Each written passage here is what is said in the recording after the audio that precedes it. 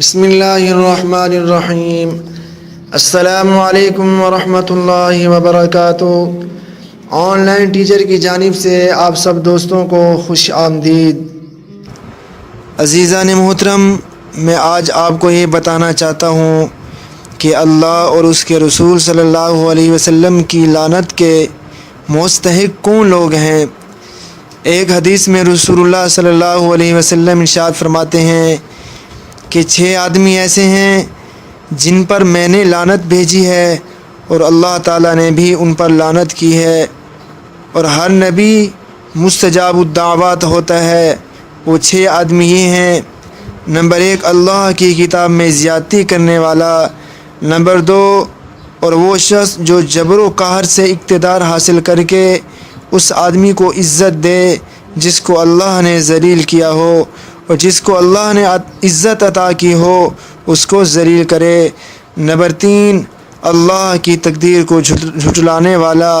Number 4، اللہ کی حرام کردہ چیزوں کو حلال سمجھنے والا۔ نمبر 5، میری اولاد میں وہ آدمی جو محرمات کو حلال کرنے والا ہو۔ نمبر 6، اور میری سنت کو چھوڑنے والا۔ ایک اور حدیث میں آپ صلی اللہ علیہ وسلم نے فرمایا: لعن اللہ الناظر والمنظور الیہ، یعنی جو کوئی نامحرم پر بری نظر ڈالے اور جس کے اوپر نظر ڈالے، دونوں پر اللہ نے لعنت فرمائی ہے، بشرطے کہ جس پر بری نظر پڑی ہے اس کے ارادہ اور اختیار کو اس میں دخل ہو۔ حضرت ابو ہریرہ رضی اللہ عنہ سے روایت ہے کہ رسول اللہ صلی اللہ علیہ وسلم نے ایسے مرد پر لعنت کی ہے جو عورت کا لباس پہنے، اور ایسی عورت پر لعنت کی ہے جو مرد کا لباس پہنے۔ حضرت عائشہ رضی اللہ عنہا سے کسی نے عرض کیا کہ ایک عورت مردانہ جوتا پہنتی ہے۔ حضرت عائشہ رضی اللہ عنہا نے فرمایا کہ اللہ کے رسول صلی اللہ علیہ وسلم نے ایسی عورت پر لعنت کی ہے جو مردوں کے طور طریقہ اختیار کرے۔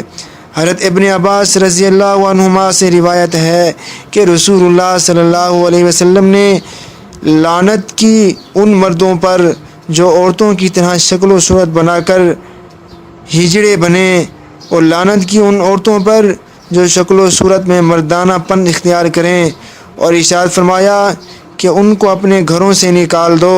بخاری شریف میں ہے کہ حضرت عبداللہ بن مسعود رضی اللہ عنہ نے فرمایا کہ اے اللہ کی لعنت ہو گودنے والیوں پر اور گودوانے والیوں پر۔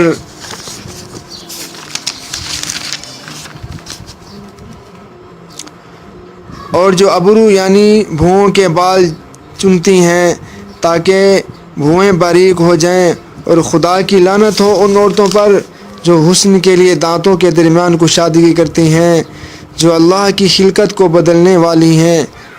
آپ صلی اللہ علیہ وسلم نے ایسوں پر لعنت فرمائی جن کی صورتیں آپ کے سامنے بیان کی گئی۔ اللہ رب العزت ہم سب کو ان سے بچنے کی توفیق عطا فرمائے۔